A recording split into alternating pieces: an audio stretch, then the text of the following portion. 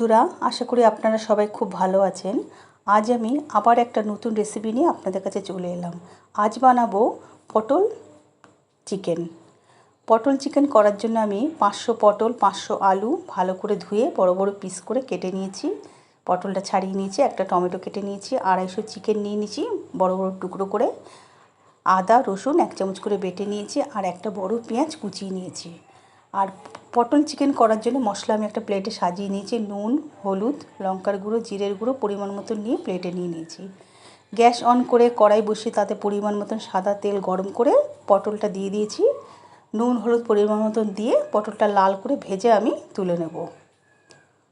ওই কড়াইয়ের মধ্যে আরেকটু সাদা তেল দিয়ে তেজপাতা, সাদা জিরে আর শুকনো লঙ্কা দুটো ফোড়ন দিয়ে দেবো। ফোড়নটা একটু ভাজা হয়ে আসলেই কেটে রাখা যে পেঁয়াজ কুচিটা আছে সেটা দিয়ে দেবো। পেঁয়াজ কুচিটা 2 মিনিট ভেজে নিয়ে আলুগুলো কেটে রেখেছি বড় বড় করে, সেই আলুগুলো ওতে দিয়ে 2 থেকে 5 মিনিট ভালো করে একটু ভেজে নেব।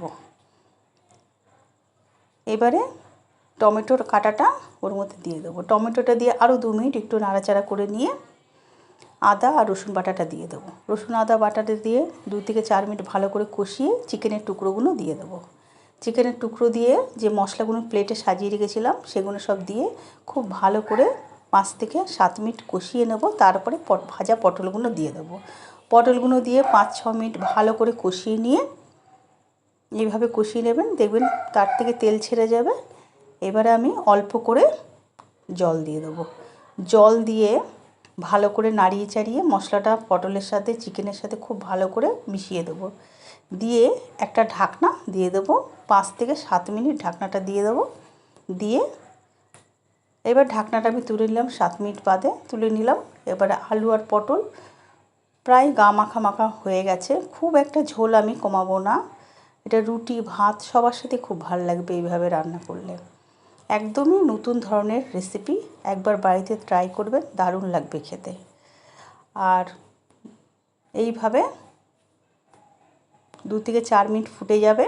এবারে আমি এতে গরম মশলা দিয়ে দেবো। গরম মশলা দিয়ে 2-4 মিনিট ভালো করে আবার ফুটিয়ে নেব। বন্ধুরা, চিকেন পটল একবার বাড়িতে ট্রাই করবেন, খুব ভালো লাগবে। আমার এই রেসিপি আপনাদের যদি ভালো লেগে থাকে অবশ্যই আমাকে জানাবেন। আর পরে কী ধরনের রেসিপি দেখতে চান অবশ্যই আমাকে কমেন্টে জানাবেন। তবে একবার এই রেসিপিটা ট্রাই করবেন, খুব ভালো লাগবে, খেতে দুর্দান্ত টেস্ট হয়। একবার বানিয়ে খাবেন, দারুণ লাগবে। খুব টেস্ট, খেতে খুব সুন্দর হয়।